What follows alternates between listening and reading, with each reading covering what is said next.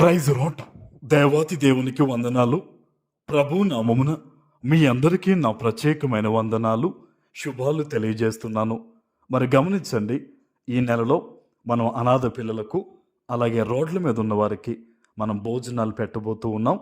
ఈ మంచి కార్యక్రమం నిమిత్తం ప్రార్థించండి. ఈ దినము కొరకు ఏర్పాటు చేయబడిన దేవుని వాగ్దానము యోవేలు గ్రంథము 2వ అధ్యాయము 23వ వచనము. సియోను జనులారా, ఉత్సహించి మీ దేవుడైన యెహోవా యందు సంతోషించుడి. తన నీతిని బట్టి ఆయన తొలకరి వర్షమును మీకు అనుగ్రహించును.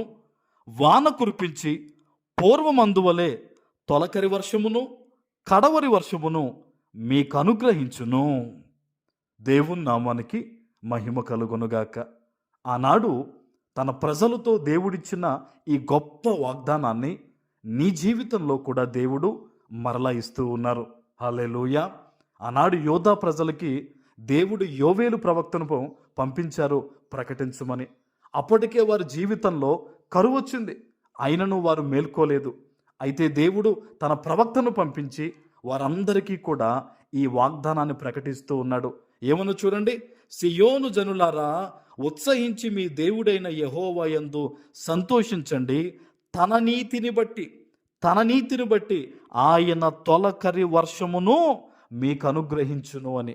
ఈరోజు బహుశా ఈ వాగ్దానం వినేటప్పుడు నీ జీవితంలో ఏదైనా ఒక శోధన గుండా నువ్వు వెళుతూ ఉంటే, ఒక ఇబ్బంది గుండా నువ్వు వెళుతూ ఉంటే గనక, ఈరోజు దేవుడు నీతో మాట్లాడుతున్న మాట, నీ జీవితంలో ఆశీర్వాదానికి కావలసిన కొన్ని విత్తనములు దేవుడు అనుగ్రహించబోతూ ఉన్నారు. ఆమెన్.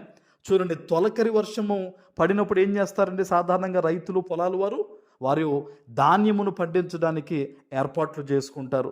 ఈరోజు దేవుడు తన కనికరాన్ని బట్టంట, తన యొక్క నీతిని బట్టంట తొలకరి వర్షమును అంటే ఆశీర్వాదమును దేవుడు నీకు అనుగ్రహించబోతూ ఉన్నారు. ఆమెన్.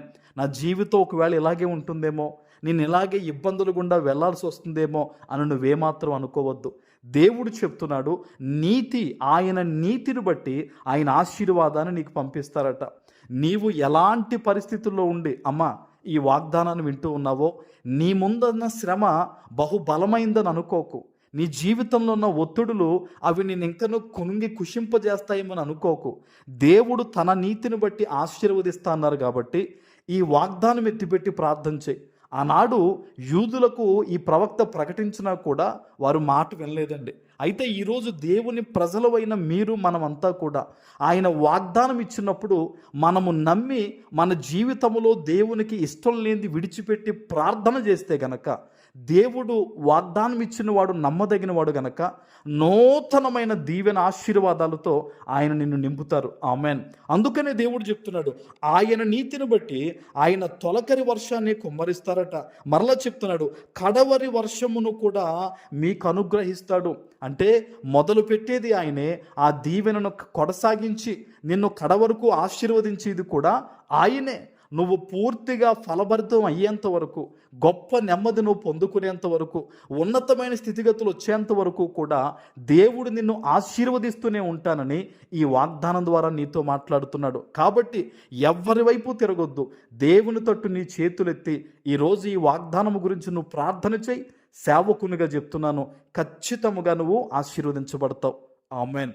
ప్రార్థన చేసుకుందాం. పరిశుద్ధుడా, ప్రేమ కలిగిన తండ్రి, మీకు వందనాలు. ఈ ఉదయకాల సమయంలో మీరిచ్చిన గొప్ప వాగ్దానము ప్రతి బిడ్డ జీవితంలో నెరవేర్చి స్థిరపరచమని యేసు నామమున ప్రార్థిస్తున్నాను తండ్రి. ఆమెన్.